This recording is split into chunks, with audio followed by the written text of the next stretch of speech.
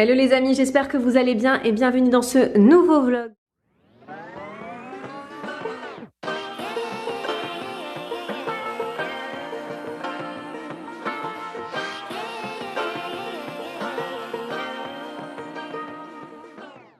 Je vous avouerai que cette semaine, je vais faire plein de choses et en même temps pas grand chose. Vous allez voir dans cette vidéo, je vais je vais pas commencer, j'allais dire commencer, mais non, c'est pas du tout commencer parce que ça a commencé depuis plusieurs mois maintenant. Mais il faut que je m'y remette à fond dans les préparatifs du mariage. Pour celles qui ont regardé mes précédentes vidéos vlogs, vous savez que je me marie très prochainement. Franchement, j'ai pas donné de mois, j'ai pas donné de date ni quoi que ce soit. Mais il faut savoir que vraiment ça approche à grands pas. Autant je me suis dit après l'accouchement, je m'y mets à fond, je pense qu'à ça, etc. Mais en fait pas du tout, ça s'est pas du tout passé comme prévu.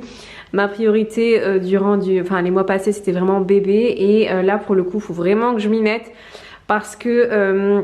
moi, je vais vous expliquer un petit peu tout au long de la semaine, mais c'est moi qui organise mon mariage, c'est-à-dire que c'est moi qui m'occupe de la décoration, des préparatifs et tout. Je vais tout vous montrer, mes petits mood boards, mes petites inspirations, etc., etc. Mais avant ça, je voulais vous présenter ma petite tenue du jour. Franchement, je l'adore. C'est que des nouveautés, hein. Je porte vraiment que des nouveautés. Je suis fan de ce look. C'est vraiment moi, pour celles qui me suivent depuis des années maintenant, elles savent que je suis fan de tweed. Et cette veste-là, c'est vraiment un gros coup de cœur. Donc c'est une petite veste Bombers de chez Zara en tweed de couleur écru beige. Elle est magnifique, mais vraiment j'aime trop. Elle mélange en fait un peu de style un peu sportswear et un peu le look chic on va dire avec la matière en tweed. Franchement je suis fan de cette veste, elle est vraiment magnifique, que j'ai pris en taille S. Ce petit débardeur là pareil de chez Zara, nouveauté aussi. Ça j'ai pas payé très cher, c'est vraiment vous savez les petits débardeurs que l'on met sous ces vestes et qui coûtent même pas 10 euros, je sais même plus le prix. De toute façon comme d'habitude je vous mettrai tous les liens en barre d'infos. Petite nouveauté aussi, mais cette fois-ci de chez Pinky. Ça faisait très longtemps que j'avais, enfin non pas très longtemps, mais vous savez Pinky c'est vraiment le magasin que l'on délaisse parce que bah ça fait, enfin franchement Pinky ça remonte à ma jeunesse où j'allais à Pinky avec mes soeurs, mes cousines et tout. Et figurez-vous que j'ai été faire un tour il y a quelques temps maintenant. Je vais vous montrer aussi mes petites nouveautés de chez Pinky. J'ai vraiment adoré et j'ai craqué sur ce pantalon cargo, regardez-moi ça, il est trop beau en ce moment, c'est trop la mode, vous savez du cargo, ça revient fort. Et du coup j'ai vraiment adoré et direct je me suis fait la tenue dans ma tête. Je me suis dit cette veste de chez Zara avec le pantalon écru de chez Pinky style cargo, ça fera vraiment bien. Et figurez-vous que j'adore mon look vraiment. Et ces petites sandales, donc c'est des petites sandales à talons pareil écru de chez, cette fois-ci de chez Stradivarius. De toute façon, comme d'habitude, je vous mettrai tous les liens en barre d'infos. Là, je vais vous montrer mes petits achats. J'ai pas craqué hein, chez Pinky. J'ai acheté 2-3 trucs, mais vraiment très sympa. Je vous montre là tout de suite. Alors chez Pinky, j'ai craqué sur ce petit gilet cardigan rayé noir et beige écru. Vraiment très sympa avec les boutons style marin. Ça aussi j'aime trop, je me dis ça avec un petit pantalon palazzo. Bon il faut vite que je le porte avant que les beaux jours reviennent parce que bah figurez-vous que ça commence à revenir. Autant les semaines précédentes dans le nord c'était vraiment dégueulasse, autant là il commence à faire beau cette semaine, donc je vais vite me dépêcher de le mettre. Et franchement j'ai adoré donc celui-ci que j'ai pris en taille S comme vous le voyez et qui m'a coûté 32,99 €. Et j'ai trouvé une robe très simple qui n'est pas transparente cette fois-ci, je l'ai essayé en cabine. Vous savez une longue robe que je cherchais, pareil de couleur écrue un petit peu. Et ça je me dis avec un blazer et des petites, soit des petites sandales, soit une petite paire de baskets, ça fait très bien l'affaire. Du coup je l'ai pris en taille S et elle m'a coûté 15,99 €. Bon les amis, j'étais devant mon PC en train de travailler sur mes mood boards de mariage et je me suis dit que j'allais vous parler de tout ça, vous parler de mes préparatifs, etc. Parce que comme je vous l'ai dit, redit et re-redit, mon mariage a lieu cet été. Donc cet été j'organise mon mariage, donc c'est déjà prévu depuis très longtemps maintenant. Mais entre temps, comme vous le savez, je suis tombée enceinte, j'ai accouché en février. Mon fils a eu 3 mois cette semaine et du coup je reprends à fond les préparatifs même si j'ai déjà bien avancé. Je vais vous raconter un petit peu tout ce que j'ai fait, tout ce que je suis en train de faire et tout ce que je souhaite faire pour ce mariage. Sachant que c'est moi qui m'occupe à 100% des préparatifs. Vraiment, ça me tenait à cœur d'organiser mon mariage. Et du coup, à travers cette vidéo, je me dis pourquoi pas aider les futurs mariés qui me regardent. Et pourquoi pas celles qui sont déjà passées par là pourront finalement me donner conseil en commentaire. Franchement, je suis totalement preneuse. Donc si vous voyez il y a des choses qui ne vont pas dans mes préparatifs, etc. Vraiment, n'hésitez pas à me dire tout ça en commentaire. Je vous lirai avec grand plaisir. Et franchement, ça pourrait peut-être aider certaines d'entre vous. Donc comme je vous l'ai dit, moi pour le coup C'est moi qui m'occupe de mon mariage à 100% de l'organisation, etc. Donc les choses que l'on a faites, donc dès lors qu'on a su qu'on allait se marier, qu'on voulait se marier avec mon conjoint, il fallait trouver un lieu. Donc en fonction du nombre d'invités, on va trouver son lieu. Généralement, on néglige le nombre d'invités, mais croyez-moi, ça a vraiment son importance parce que on peut choisir un lieu qui est très très grand et pas avoir beaucoup d'invités et finalement ça fait ridicule en fait sur les photos, et au contraire choisir un lieu qui est petit mais avoir beaucoup d'invités et avoir finalement du mal à les caser, etc. Donc vraiment la première chose que je vous invite à faire lorsque vous allez vous marier, c'est de faire une liste d'invités. Vraiment ça a son importance, on dirait pas comme ça, on croirait pas comme ça, mais vraiment ça a son importance parce que j'ai vu des mariages dans des très très grands lieux et on était une centaine et finalement ça faisait pas beaucoup sur la photo, on avait l'impression qu'on était 20, et à l'inverse soit on était trop serré et c'était pas vraiment agréable. Donc nous, ce qu'on a fait, la première chose que je me suis dit qu'il fallait qu'on fasse, c'est vraiment la liste des invités, et en fonction de ça choisir son lieu, choisir sa date. Vraiment c'est vraiment l'ordre que l'on a fait. Donc on a fait une petite liste d'invités, donc on n'est pas beaucoup, c'est vraiment pas un très grand mariage que je veux faire, on n'est pas trop grand mariage avec mon conjoint. Ce qu'on aime, c'est vraiment les mariages en petit comité. Pour vous dire, on est une cinquantaine de personnes et en fonction de ça, on s'est dit qu'on allait choisir ce lieu-là. Donc il y avait une liste de lieux, j'avais fait une liste de lieux et je me suis dit ce lieu-là, il est vraiment idéal par rapport au nombre d'invités, etc. Donc on a contacté le lieu il y a plus d'1 an et demi, et franchement quand j'avais appelé à l'époque, il n'y avait que 3 dates de disponibles en 2023.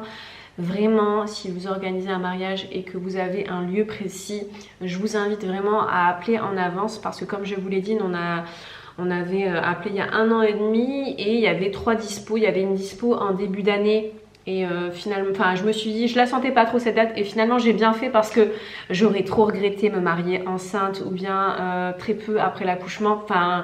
J'aurais pas voulu, ça aurait été trop tôt, on va dire. Ensuite il y avait la date milieu d'année, celle que l'on a choisie. Il y avait la date fin d'année. Donc pourquoi j'ai pas choisi fin d'année? Parce que c'était une date, je crois, il me semble, c'était en octobre. Et moi qui habite dans le nord, en octobre, c'est pas trop la saison. Il fait pas très beau, on va dire. Finalement, la saison dans un mariage, ça a aussi son importance. On croirait pas comme ça, on croirait pas dit comme ça. Mais un mariage en été, c'est carrément différent d'un mariage en hiver, que ça soit au niveau... moi pour le coup, comme je vais vous donner un exemple, mais moi qui me marie du coup en été, je dois penser à des parasols extérieurs parce qu'on a une terrasse et pour le coup je veux pas que mes invités crèvent de chaud.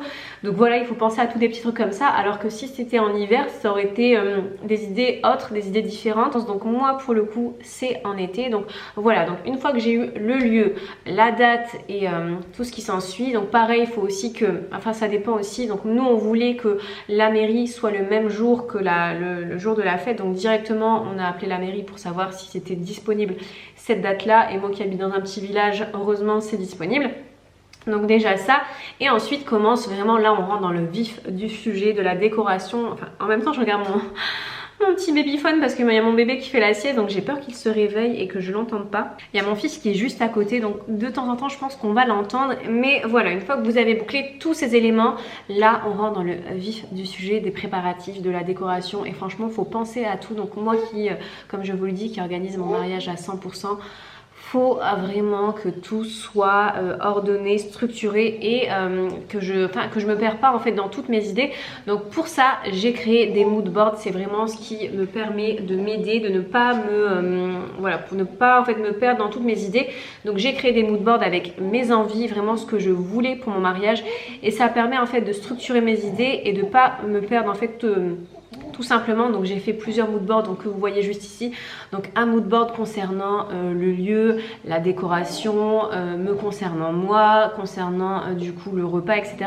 Pour vraiment en fait structurer tout ça et ne pas me perdre, parce que quand on va se marier, on a tendance à passer des heures et des heures sur Pinterest, à voir une tonne, avoir des mariages, avoir des idées, d'autres idées, etc. Et pour ne pas faire un peu fourre-tout et pour ne pas se perdre, je tenais vraiment à créer ces moodboards là. Donc une fois que j'ai fait tout ça, la première chose que l'on a faite, c'est les fameuses cartes d'invitation. Ça, je vous les avais déjà présentées dans une précédente vidéo vlog. Dès lors que je les ai reçues, on les a distribuées. Donc ça, je les ai fait faire sur un site, je crois que c'est un site allemand si je dis pas de bêtises, et j'ai vraiment adoré cette carte là.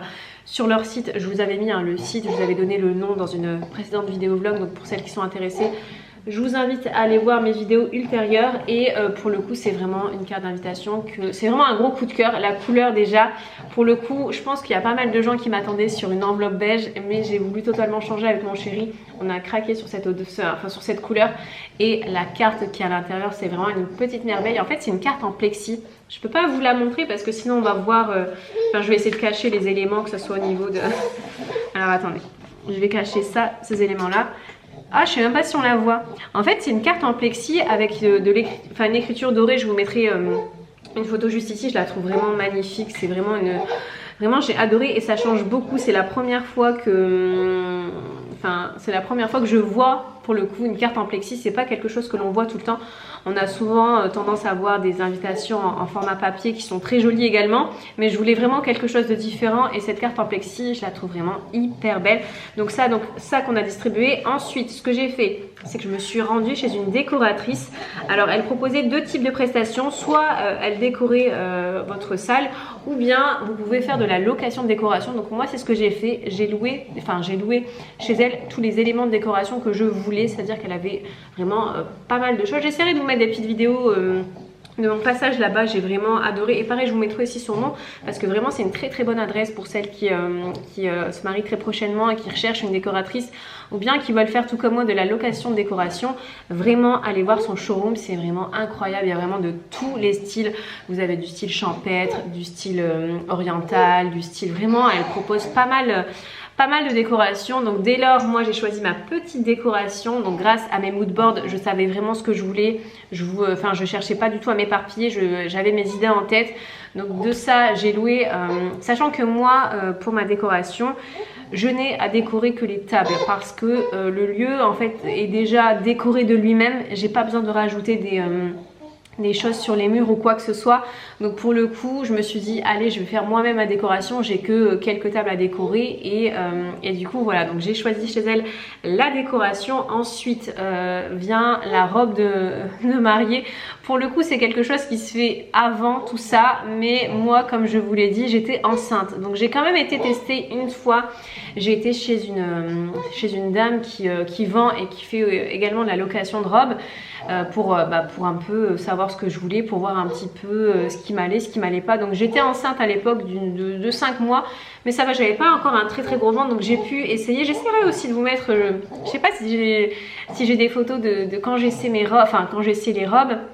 Mais j'essaierai de vous mettre tout ça, tout ça là, si j'ai en tout cas. Du coup, j'étais vraiment pas fermée avec ces idées-là, donc soit de louer tout simplement ma robe ou bien de l'acheter. Mais figurez-vous qu'en discutant avec la prestataire, elle m'a donné des conseils qui m'étaient, des précieux conseils, et je me suis dit ah ouais, faut vraiment que je pense aussi à ça.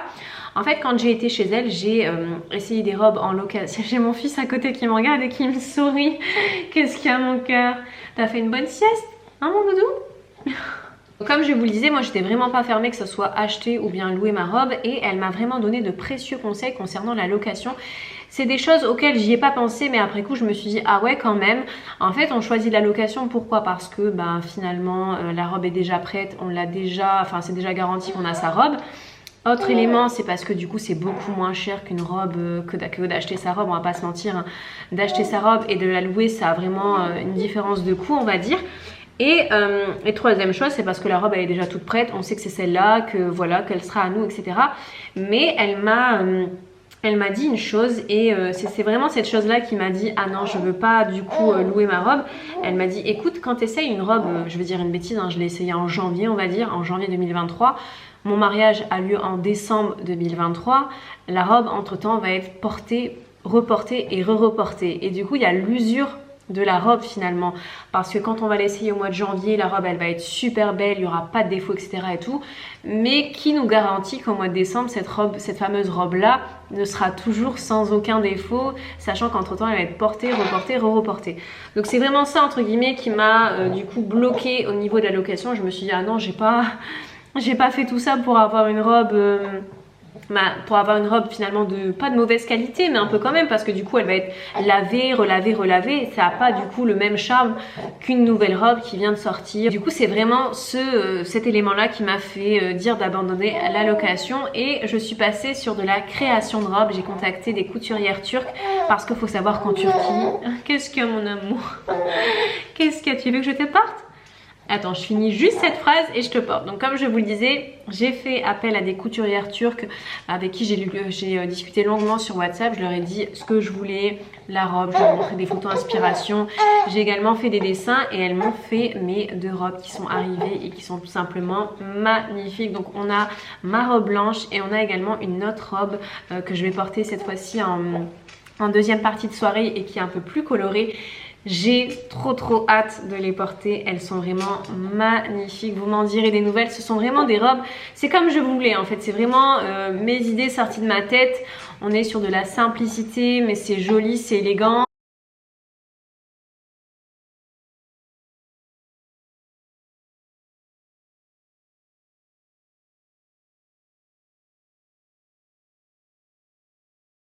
Bon les amis, il est 13h56, plus précisément, je profite que bébé soit à la sieste pour bosser un petit peu sur le mariage, notamment sur les pancartes des plans de table. Donc ça y est, on a enfin bouclé le plan de table, toutes les tables sont bouclées, je vais enfin pouvoir faire les affiches. Avant ça et en même temps, je vais pouvoir manger aussi, donc je me suis fait un petit plat très facile, simple et rapide à faire. Donc on a un toast avec du fromage ail et fines herbes, une tranche de truite, un œuf au plat, des tranches de chèvre, de la salade et un petit peu de carottes râpées.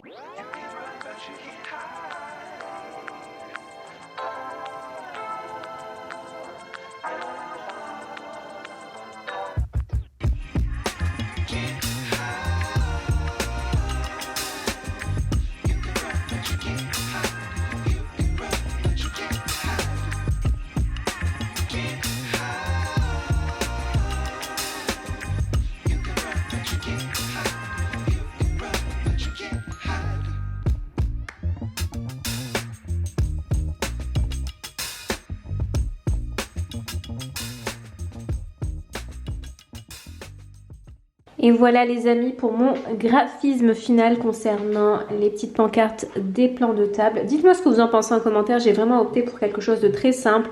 Fond noir, écriture blanche et j'ai juste joué sur les différentes écritures comme vous pouvez le voir. Donc tout ça, je vais venir les coller en fait sur un espèce de miroir baroque. Je l'ai pas encore, faut encore que je le trouve. Je viens de recevoir une petite commande que j'ai effectuée pour le mariage. J'ai reçu mes petites pétales de rose que voici. Donc ça en fait ça ira à l'entrée du manoir et j'ai également reçu mes petites pancartes. Et pour vous expliquer un petit peu, ça ce sont des pancartes qui iront sur chacune des tables avec le numéro justement de la table en question. Donc j'attends de recevoir également, j'ai commandé des petites étiquettes avec je crois une écriture blanche ou dorée, je m'en rappelle plus de la couleur que j'ai choisie. Mais du coup ça va être écrit table 1, table 2, table 3, etc. Bon les amis, il y a quelques jours, je vous ai enfin non, pour moi il y a quelques jours, pour vous il y a quelques secondes, voire quelques minutes, je vous ai présenté ces petites pancartes là et je vous ai dit que j'allais les placer sur chacune des tables pour indiquer le numéro de table. Ça y est, j'ai enfin reçu les petites étiquettes qui vont aller là-dessus. Je colle tout ça et je vous montre.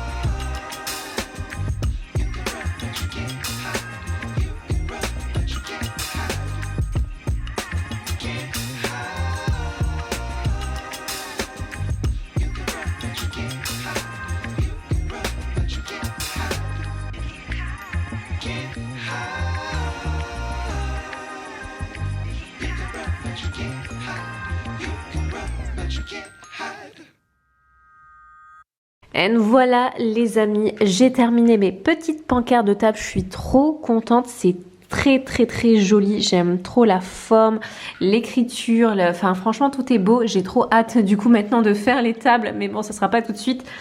En tout cas, j'avance doucement mais sûrement. Donc tout ça, j'ai chopé tout ça sur le site AliExpress. Franchement, merci AliExpress parce qu'on trouve vraiment des pépites. Enfin, on peut vraiment faire soi-même et pour pas très cher. Franchement, je sais plus du tout combien j'ai payé. Je crois les pancartes, les 6 pancartes, j'ai payé 12 € et les étiquettes, si je dis pas de bêtises, 5-6 €, je sais plus trop.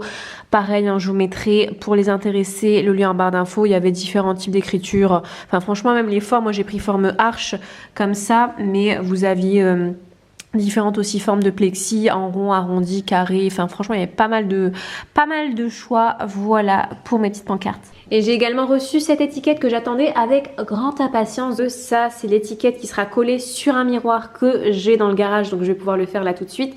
Et ça va être installé dans le hall d'entrée du manoir pour annoncer le mariage. Donc je suis trop contente de l'avoir reçu. Donc c'est une étiquette que j'ai fait faire sur mesure. On pouvait choisir la taille, la dimension, le texte, la couleur, etc. Donc moi j'ai choisi du blanc parce que le miroir est en blanc. De toute façon, on le fait là tout de suite. En plus de ça, c'est une grande première pour moi. J'ai vraiment peur de faire des bêtises ou bien de coller de travers et tout. Enfin vraiment, faut vraiment que ça soit collé à la perfection, sinon ça fait kitsch 2000 et j'ai pas du tout envie. J'ai essayé de regarder la notice, mais franchement ça m'aide pas. Ça m'aide pas beaucoup parce que ça a l'air simple mais pas très simple. Apparemment il faut une paire de ciseaux, une carte. Enfin, je sais pas, je vais quand même aller voir sur le lien du vendeur pour voir s'il n'y a pas une vidéo qui expliquerait un peu tout ça. Ah bah très bien, il y a une vidéo sur la page du vendeur, donc c'est génial. Donc apparemment il faut d'abord nettoyer, ensuite prendre un niveau. Je sais pas si je vais prendre mon laser ou bien un niveau. En tout cas prendre un niveau et ensuite qu'est-ce qu'on fait? Ok, j'ai ce papier là qui est juste là. Il est juste là, donc il a été fourni avec. Ok, j'enlève.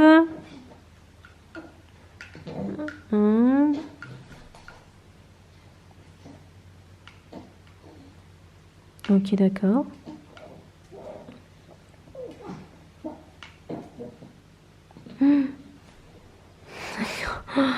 J'espère que ça va aller et que je vais pas faire de bêtises. Bon les amis, j'ai été récupérer le miroir dans le garage. Donc ça, pour la petite histoire, c'est un miroir que j'avais acheté pour le hall d'entrée, sauf que ça n'allait pas du tout. Je l'ai acheté sur le site Atmosfera. Je l'avais stocké dans mon garage, je l'avais mis en vente entre temps sur le Bon Coin. Il ne s'est pas vendu et franchement je suis trop contente qu'il ne se soit pas vendu parce que je vais pouvoir l'utiliser pour le mariage. Je place les étiquettes, on colle tout ça et on voit le résultat. C'est parti. Bon les amis, j'ai placé les étiquettes et franchement niveau taille c'est pile poil ce qu'il fallait, ni trop grand ni trop petit. Là je passe à l'étape suivante.